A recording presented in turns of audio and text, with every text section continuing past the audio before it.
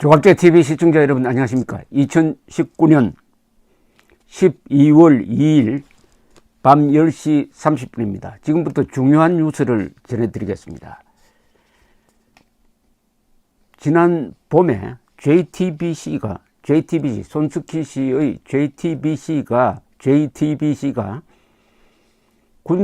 미군 군사정보관이라는 사람 김용장 씨를 내세워 가지고 줄기차게 여러 차례에 걸쳐서 많은 시간을 할애해 가면서 이 사람이 전두환 당시 국군보안사령관이 1950년 5월 21일 헬리콥터를 타고 광주에 와 가지고 사살명령, 즉 사격명령에 관계했다. 관계자 회의도 했다.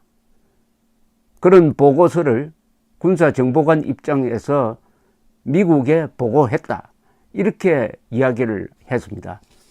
그리고 5.18 직전에는 여당 국회의원 그리고 5.18 단체들이 이 사람을 앞세워 가지고 같은 주장을 반복했습니다.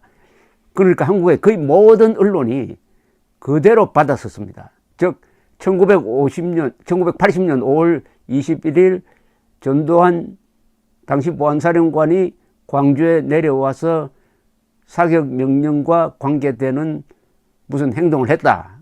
그렇게 되면은 사격명령을 내렸다. 이런 식으로 또 확대 보도가 되는 거죠. 더구나 JTBC는 그 보도를 했다고 해가지고 5.18 단체로부터 상까지 받았습니다. 그런데 미안하지만은 그런 주장은 과거에도 나왔고 그때마다 국가적 조사를 통해서 다 부정되었다는 사실입니다. 전두환 씨는 5.18 기간 중에 광주에 내려간 적이 없다. 특히나 5월 21일 내려가지 않았다. 하는 것이 여러 차례 조사에서 확정된 것인데 그걸 다 잊어버리고 김용장이라는 사람이 미군 정보부대의 군사정보관이니까 그러니까 일종의 미국에 대한 사대주의, 미군 군사정보관이면은 우리가 모르는 뭔가를 알았을 것이다. 이렇게 해가지고 김용장 소동이 벌어졌습니다. 저는 처음부터 이것은 다 거짓말이다. 과거의 거짓말을 또 되풀이한다. 요새 기자들이 시간이 지나니까 5.18에 대해서 까먹고 새로 이상한 주장하는 사람을 계속 축에 올린다. 더구나 JTBC 손석희 이분들이 앞장서 가지고 이렇게 국민을 우롱했다 이렇게 보도를 해왔는데 저희 편이 돼준 사람이 한 사람 있었습니다. 바로 그분이 누구냐? 1980년대 중반에 소설가 황석영 씨가 쓴 죽음을 넘어 시대의 어둠을 넘어를 영문판으로 번역한 설갑수 씨였습니다. 이 설갑수 씨가 경향신문에 기고문을 통해서 면밀하게 조사를 해보니까 김용장 씨는 절대로 미군 군사정보관이 아니다 하는 글을 경향신문에 썼습니다. 그 뒤에도 JTBC는 오보에 대해서 사과한 적도 없고 5.18 단체에서 주는 상을 받았습니다. 이제 JTBC가 해야 될 일이 있습니다. 상을 반납하고 사과하고 관련자는 처벌을 받아야죠. 그게 언론입니다. 저널리즘은 무섭습니다. 오보를 할 수 있어요. 그러나 오보가 밝혀졌을 때 사과해야 됩니다. 오보로 밝혀졌을 때도 사과도 하지 않고 상까지 받았다. JTBC와 손석희 씨를 설갑수 씨가 잡았습니다. 전두환을 잡기 위해서 김용장 씨라는 사람을 내세워 가지고 군사정보관이라고 했는데 군사정보관이 아님이 밝혀졌으니까 이 사람이 말한 모든 주장은 다 믿을 수가 없게 된 겁니다. 그런데 이 설갑수 씨가 이 그동안의 추적기를 자세하게 적어가지고 레디안 이 인터넷으로 한번 검색해 보시기 바랍니다. 레디안에 전문을 공개를 했습니다. 그동안의 추적기를 이게 200자 원고지로 하면 한 100장 분량 나오겠는데 단편 소설감입니다. 읽어보면 정말 이분이 취재를 어떻게 해야 되는지, 이분이 기자는 아닌데도 한국 기자들에게, 특히 오보한 기자들에게 김용장 씨를 앞세워가지고 전두환 씨가 5월 21일 광주에 갔다는 오보를 한 기자들에게 주는 경종입니다. 한국 언론, 이분이 이런 제목을 붙였네요. 한국 언론 최악의 오보 사건이다. 맞습니다. 한국 언론 최악의 오보 사건입니다. 특히 오보임이 밝혀졌는데도 오보라고 사과하지 않는 점에서 최악의 오보 사건입니다. 지금부터는 물론 달라져야 되겠죠. 레디안, REDIAN, 여기에 꼭 들어가 보시기 바랍니다. 이분이 쓴 글을 이렇게 실으면서 편집자 줄을 이렇게 달았네요. 이 레디안에서, 인터넷 매체입니다. 광주 항쟁럽보, 죽음을 넘어 시대의 어둠을 넘어의 최초 영문판 번역자였던 필자는 김용장 씨의 직위 자체와 그 직위의 신뢰성에 근거한 증언의 신빙성이 의심스럽다고 문제를 제기했다. 이미 필자는 올 상반기에 국내 언론에 2차례 이에 대한 기고를 한 바 있다. 필자는 김용장 씨가 군사정보관이 아니라 미군 계약직 군속 통역관이었습니다. 광주 항쟁에 대한 정보를 취합, 분석, 보고할 지위에 있지 않았으며, 따라서 정보관이었다는 그의 주장에 근거한 증언들도 전혀 신뢰할 수 없다고 주장한다. 라고 하면서 이분이 글을 실을 테니까 반론할 사람 반론하라. 이렇게 아주 당당하게 나갔습니다. 여기서 핵심 쟁점이 되는 게 군사정보관입니다. 군사정보관이라는 말은 MIS라고 칭하는데 Military Intelligence Specialist입니다. 이 보통 사람이 이게 되는 게 아니에요.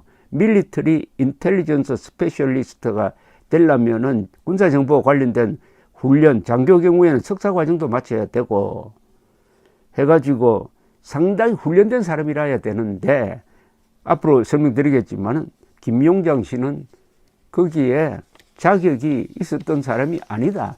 통역관이었다. 통역관이라는 사람이 나와가지고 자신이 랭귀지 스페셜리스트라고 하는 그 문서까지 JTBC 화면에 나왔어요. 그럼에도 불구하고 JTBC는 이 사람을 군사통역관이라고,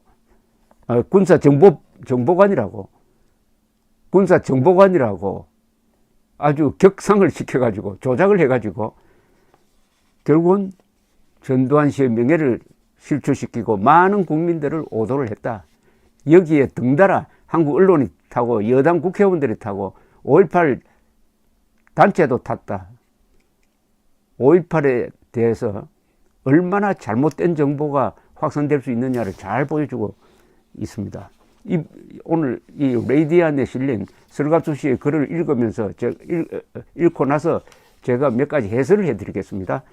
자세한 것은 레디안에 들어가서 읽어보시기 바랍니다.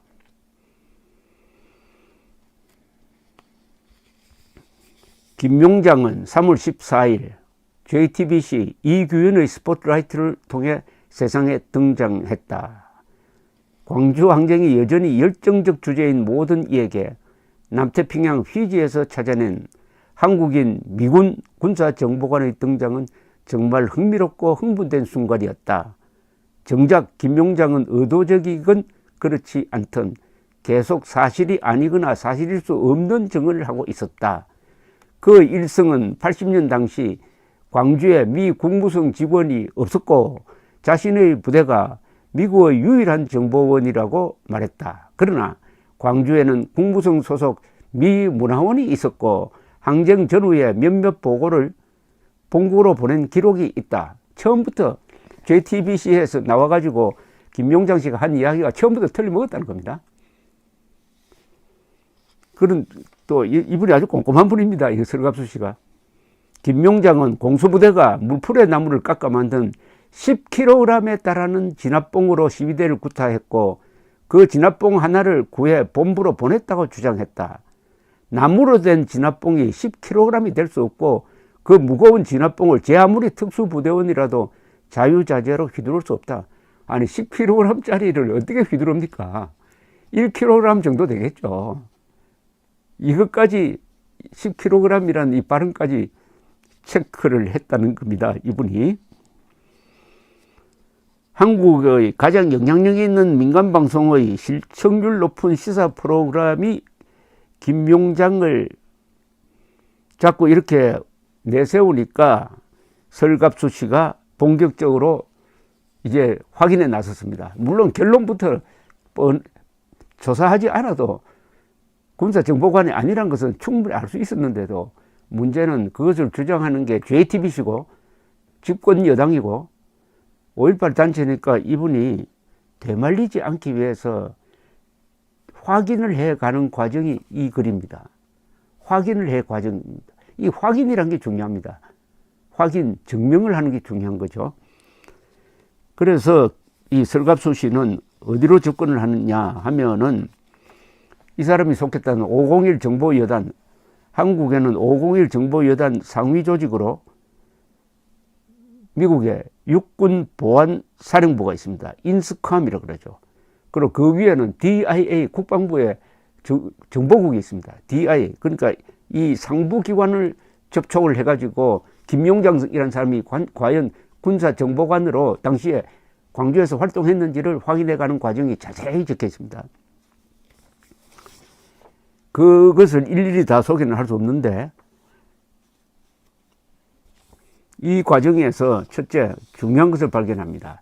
당시 냉전체제이기 때문에 미국 국적자가 아니면은 미 군사정보관이 될 수 없다는 것을 확인했던 겁니다.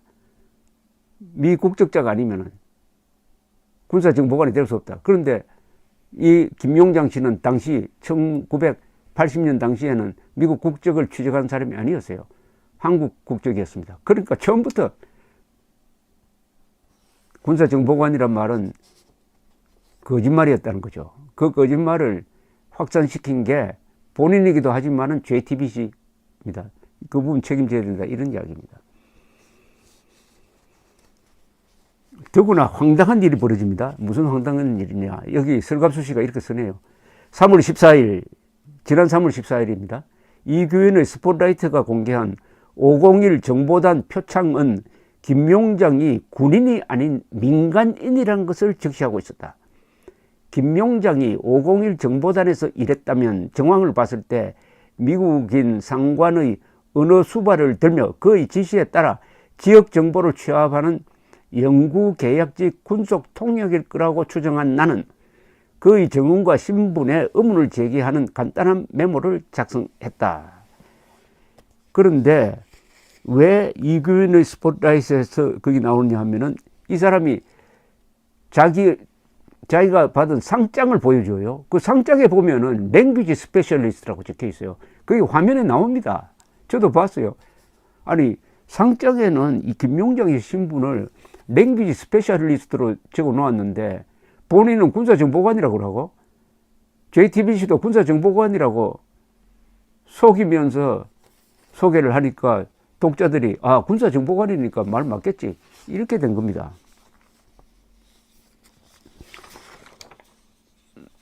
그래서 이 의문을 제기한 내용을 가지고 이 설갑수 씨가 경향신문에 2차례 글을 올렸습니다. 저도 그것을 소개를 한 바가 있습니다. 그리고 상부, 그러니까 이 사람이 김용장 씨가 자기가 광주 사태 관련 사태 보고서를 작성해가지고 올렸다는 겁니다. 랭귀지 스페셜리스트는 절대로 정보보고를 쓸 수가 없습니다. 정보보고는 군사정보관만이 쓸 수가 있었어요.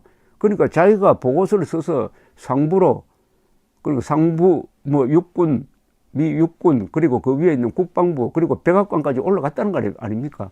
그래서 설갑수 씨는 그걸 조사를 합니다. 뭘 조사를 하느냐 하면은 과연 그런 보고서가 올라왔느냐, 그리고 이런 사람이 있었느냐, 김용장이라는 사람이 501 정보관으로서 광주에 주재하고 있었느냐를 확인하는 과정이 자세히 나옵니다. 그게 확인이 그렇게 쉬운 게 아니에요. 이게 정보 공개를 요청을 해야 됩니다. 미국에서도 정보 공개 요청을. 그런데 DIA 확답은 받지 못했고, 우선 여기가 나오네요. 인스컴, 육군정보사령부 분은 설갑수 씨에게 김용장이 작성했다는 보고서는 없다. 501 광주 파견대가 작성한 보고서를 찾을 수 없다. 그러나 혹시 DIA와 태평양 사령부에 있을지 모르니까 거기에 한번 정보 공개를 요청을 하라. 이렇게 답신이 왔답니다. DIA는 확답이 없고 태평양 사령부는 그런 기록은 보유하고 있지 않다는 답변을 받았답니다. 이 정도 같으면은 자신 있게 보통 사람 같으면은 김용장은 미군사 정보관이 아니다라고 이분이 쓸 텐데 설갑수 씨가 얼마나 끈질긴 분이냐 하면은 그 정도는 만족하지 못하고 더 취재를 해가는 과정입니다. 정말 이 미국의 인베스티게이티브 리포팅을 이렇게 합니다. 참 한국 기자들 설갑수 씨에게 사과를 하고 본받아야 된다는 생각이 듭니다. 그 오보를 한.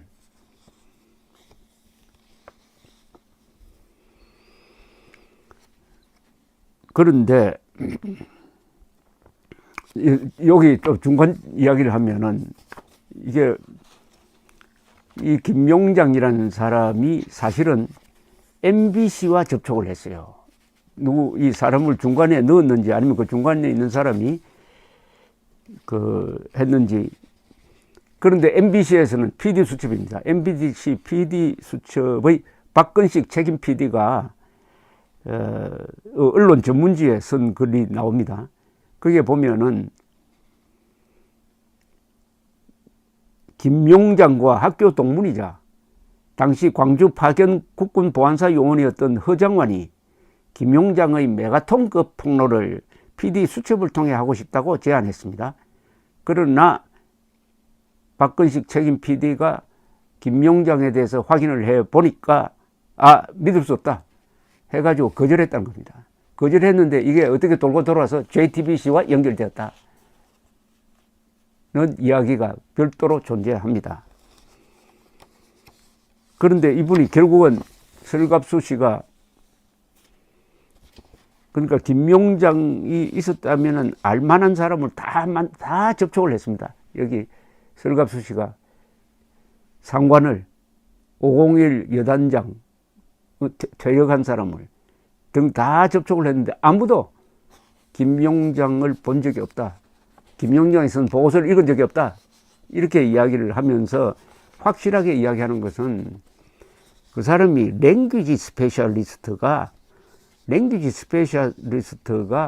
군사정보관으로 전직할 수도 없다. 절대로 불가능하다. 그런데 이 김용장 씨는 거기서 대외적으로 정보 수집을 할 때는 군사정보관이라고 칭할 수 있도록 했다. 뭐 이런 식으로 변명을 하는데 그건 뭐 말이 아니죠.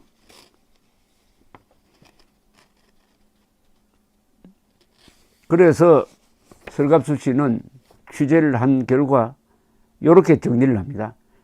정리하면은 이렇게 이야기합니다. 설갑수 씨가 쓴 글입니다. 정리하면은 501 미국 정보단입니다. 501 미국 정보단에 미군 정보단에 초급 민간 통역직인 직으로 1974년에 취업한 김용장이 1980년에 MIS, Military Intelligence Specialist, 군사정보관이 되기 위해서는 6년 동안 뭘 해야 되느냐? 미국 시민권을 취득하고 정보와 언어 사이의 보직을 겸하거나 옮겨 다니며 초특급 진급을 거듭하며 계약직 군속이 아닌 정식 민간인 직원이 되어야 한다. 그렇게 될 가능성은 가히 초인적 능력을 갖더라도 희박하다는 사실을 확인했다는 겁니다. 그리고 드디어 육군 정보사령부로부터 김용장의 고용 기록은 찾을 수 없다. 결국 김용장은 현지 고용 인원이다 이거죠. 현지 고용 인원이다. 정보관이면은 당연히 정식 직원이니까 등재되어 있어야 하는데 그게 없다. 그러면은 김용장은 현지 부대에서 고용한 한국인이었다. 군속이었다. 이렇게 정리가 되겠습니다. 설갑수 씨가 얼마나 끈질기냐. 결국 이런 사실을 다 취합해가지고 지난 5월 31일 김용장 씨와 통화를 했답니다. 김용장 씨와 뉴질랜드에 살고 있답니다. 그 내용을 제가 소개해 드리겠습니다. 여기 이렇게 써놨네요. 통화에서 김용장은 미국 국적을 한 번도 취득한 적이 없고 그러면 정보관이 될 수 없다는 얘기죠. 90년대 말 이민가 뉴질랜드에서 그곳 국적을 취득한 것과 민간인 구수호로 광주기지에서 계속 근무했다고 밝혔답니다. 김용장이 민간인 직원이었다면 퇴직 후 평생 연금을 받아야 했는데 그는 계약직 군속답게 일시불 퇴직금을 받았고 연금은 받지 않는다는 점을 확인해 주었다. 그리고 김용장에게 철갑수 씨가 DIA의 정보보고서 교본을 기반으로 몇 가지 질문을 했답니다. 이 정도는 알아야 정보관이 아니냐. 그는 대답 대신 짜증을 내기 시작했다. 보고서 작성에 필요한 사무실 코드도 기억하지 못한다고 말했다. 육군정보사령부에서 언어와 정보 사이의 보직 이동이나 진급이 불가능하다는 답변이 왔다는 말을 하자 김용장은 501 부대가 필요에 따라 통역, 언어 전문가 또는 군사정보관이라는 명칭을 번갈아 쓸 수 있게 해주었다고 말했는데 설갑수 씨는 그것은 일리는 있다고 했습니다. 다만 이것은 대외적으로 정보 수집을 할 때 그렇게 부르라는 것이지 그게 직책도 아니고 직함도 아니라는 대외 명칭으로 그렇게 했을 것이라는 이야기입니다.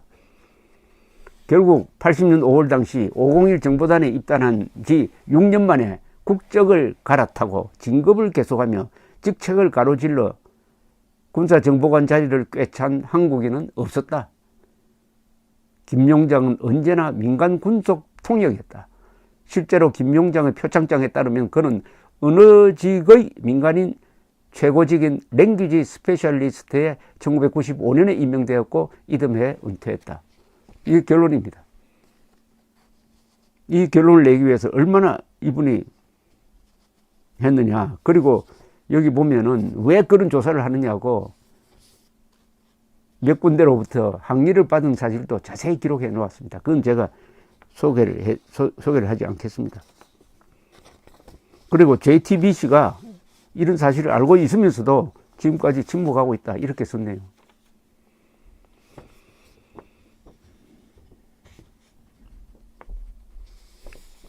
두 차례의 기고문 이후 경향신문에 실린 겁니다. 한겨레 6월 5일자 기사 그리고 8월 박근식 PD의 MBC PD입니다. PD의 기고문은 김용장의 주장이 거짓이라는 나의 취재 결과를 뒷받침해 주었다.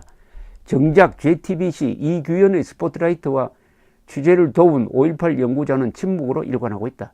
지난 8월 이규현의 스포트라이트는 김용장 증언을 발굴했다는 이유로 5.18 기념재단의 5.18 언론상을 수상했고 그 5.18 연구자는 5.18 진상규명특별법에 의거 금년 말까지 구성될 진상규명조사위원회의 실무 연구를 맡고 있다. 계획대로라면 그가 관여할 5.18 국가 공식 보고서는 3년 후에 나온다. 사람은 실수를 하고 언론은 오보를 한다. 그러나 실수가 의도된 것이라면 오보가 기획된 것이라면 책임져야 할 잘못인 것이다. 오보가 기획되었다. 조작이란 뜻이죠.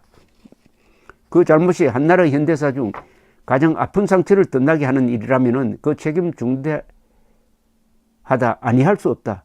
사과와 해명이 없다면 JTBC 이규현의 스포트라이트는 시사 프로그램으로서 존재 의미가 없는 것이고 이와 관련한 5.18 연구자는 광주 항쟁의 모든 공식적 연구에서 영원히 배제되어야 한다.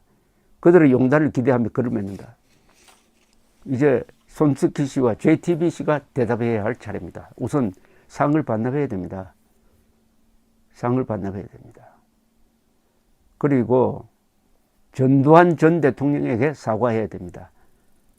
이 김용장 씨 때문에 전두환 전 대통령이 얼마나 욕을 많이 먹었습니까?